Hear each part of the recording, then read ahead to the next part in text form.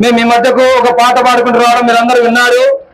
మేము మీ మధ్యకు యేసు ప్రభువు యొక్క మంచి శుభవర్తమానం తీసుకొని వచ్చినాం.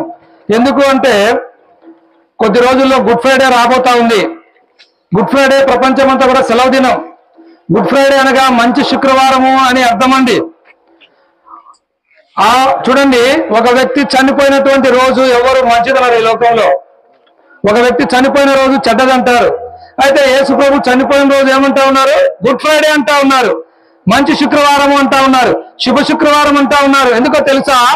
యేసు ప్రభు చనిపోవడం మనందరికీ మంచిది. యేసు ప్రభు చనిపోవడం శుభకరమైనటువంటిది. యేసు ప్రభు చనిపోవడానికే ఈ లోకానికి వచ్చినాడు. సహోదరి సహోదరుడా, ఈ లోకంలో మానవుని పాపమును పరిహరించేవారు ఈ లోకంలో ఎవరు లేరు. మానవుడు పాపని దేవుని వాక్యం చదివిస్తా ఉంది.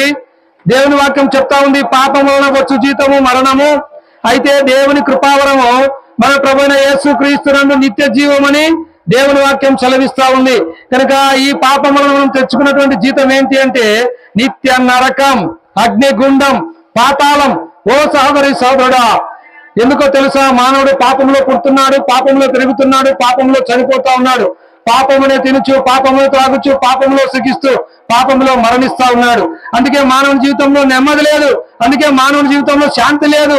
ఎంత తిన్నా మానవునికి తృప్తి లేదు, ఎంత సంపాదించినా మానవునికి తృప్తి లేదు. కారణం మానవులో ఉన్నటువంటి పాపం.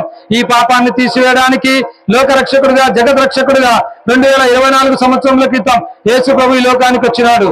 మనందరి పాపములు యేసు ప్రభు శిలువ మీద మోసినాడు. మనందరి కొరకు యేసు ప్రభు ఆ గొల్గొతా కొండ మీద, ఆ కపాలవనమైన స్థలములో, ఆ గొల్గొతా కొండ మీద నీ కొరకు నా కొరకు దారదారాలుగా రక్తం చిందించినాడు. ఒక్క రాత్రి 6 న్యాయస్థానాలకు యేసు ప్రభుల వారిని తిప్పినారు. అయితే ఈ లోక న్యాయాధిపతులు యేసు ప్రభుల వారిలో ఎలాంటి దోషం కనుగొనలేకపోయినారు. యేసు ప్రభుల వారికి మరణ శిక్ష విధించిన రోమా గవర్నర్ పిలాతురాజు అంటా ఉన్నాడు, ఈ నీతి మంత్రి ఏ దోషం నాకు కనబడలేదంటా ఉన్నాడు. శతాధిపతి అంటా ఉన్నాడు, ఈయన నిజముగా లోకరక్షకుడు అంటా ఉన్నాడు. ప్రేమైన సోదరి సోదరుడా, ఏ పాపం ఎరుగని యేసు ప్రభు నీ కొరకు నా కొరకు ఆ ఎర్రటి ఎండలో, ఆ గొల్గొతా కొండ మీద దారదారాలుగా రక్తం చిందించినాడు. ఆయన కోడాలతో కొట్టుటను బట్టి ఆయన కండరాలన్నీ వాచిపోయినాయంట. ఆయన ఎముకలు వాటి స్థానం తప్పిపోయినాయి.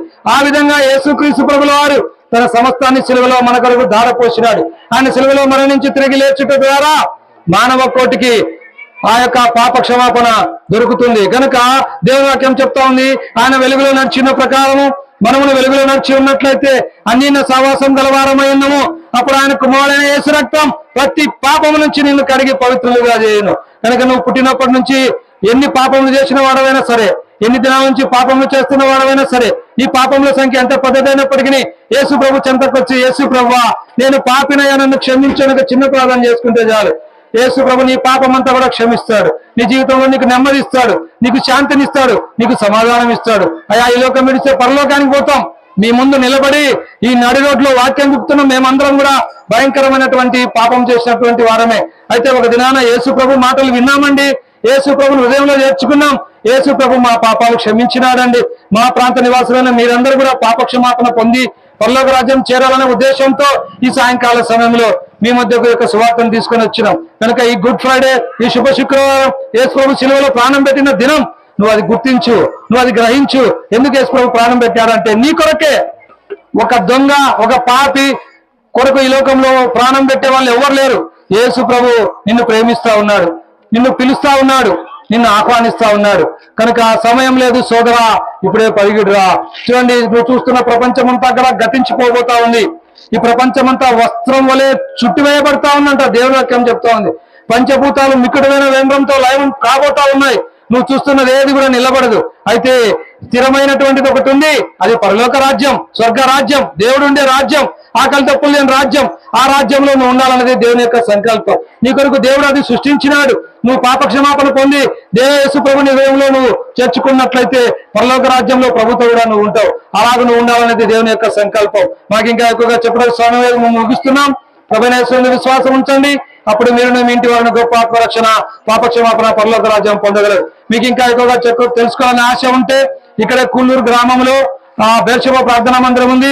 అక్కడ ప్రతి ఆదివారం పరిశుద్ధ ఆరాధన జరుగుతుంది. మిగతా వార కార్యక్రమాలు కూడా ఉన్నాయి. మిమ్మల్ని ప్రేమపూర్వకంగా ఆహ్వానిస్తా ఉన్నాం. రండి, దేవుని వాక్యం వినండి, ఆధ్యాత్మికమైన మేలులు పొందండి. మీ అందరి కొరకు మేము ఇప్పుడు ప్రార్థన చేస్తాం. అందరూ కూడా మోకరించండి.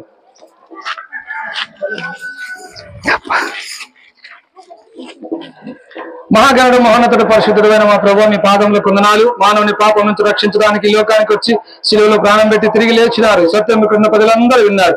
విన్నవాళ్ళు మీ కార్యం చేయండి నాయన. మీ చిత్తంలో మేర్పాట్లో ఉన్న వారిని రక్షించుకురండి దేవా. ముందుకెళ్తున్నాం. మీ ఆత్మాభిషేకమును గురించి నడిపించి మీరే మహిమ పొందమని యేసు ప్రభు నామమున ప్రార్థిస్తున్నాం మా తండ్రి. అందరూ నిలబడి జై చెప్దాం. జిందా ఖుదావని మసీకి, రాజుల రాజైన యేసు ప్రభుల వారికి, మోక్షమిచ్చే యేసు ప్రభుల వారికి, శాంతినిచ్చే యేసు ప్రభుల వారికి, సమాధానం ఇచ్చే యేసు ప్రభుల వారికి, పాప క్షమాపణ ఇచ్చే యేసు ప్రభుల వారికి, పాపల కొరకు ఈ లోకానికి దిగి వచ్చిన యేసు ప్రభుల వారికి, మార్గం సత్యం జీవమైన యేసు ప్రభుల వారికి, పాపల కొరకు సిలువలో మరణించిన యేసు ప్రభుల వారికి, నీతిమంతుల కొరకు తిరిగి లేచిన యేసు ప్రభుల వారికి, నిత్య జీవం ఇచ్చే యేసు ప్రభుల వారికి, ఈ యొక్క గోపల్ల గ్రామంలో నిలుస్తున్న ప్రజలు ప్రేమించిన యేసు ప్రభుల వారికి, దేశభావాసి ప్రభు యేసు మసీకి.